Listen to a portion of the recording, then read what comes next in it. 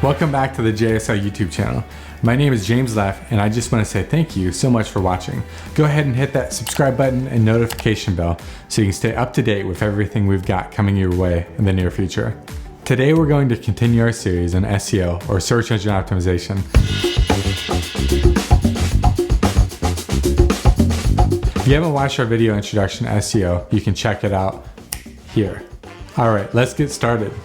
Keyword research for a business starts with thinking about what your ideal audience is searching for.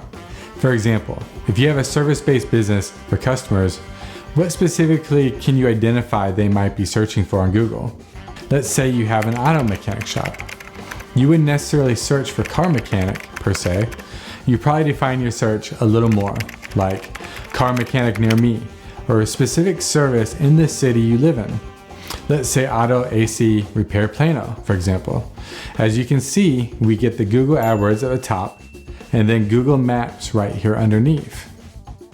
Google Ads or paid ads to Google directly, but the Google Maps ranking listing the local mechanics in Plano isn't a paid medium. It follows a very complex algorithm that Google sets in place, and it can change quite frequently.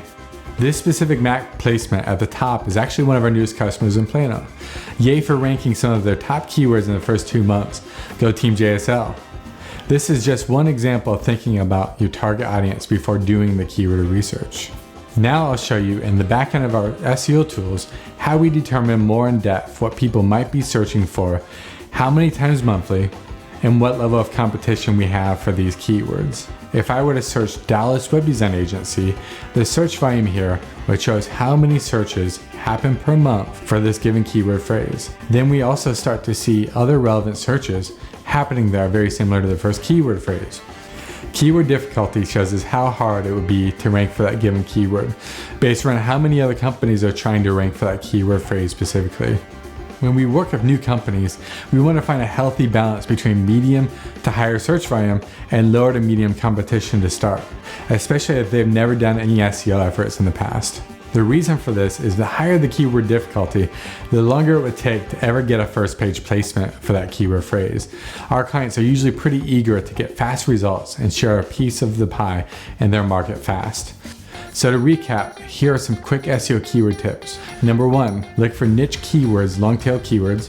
They're often easier to rank for than really broad keywords. And remember to use specific locations. Number 2, local keywords are generally easier to rank for than broad or national based keywords.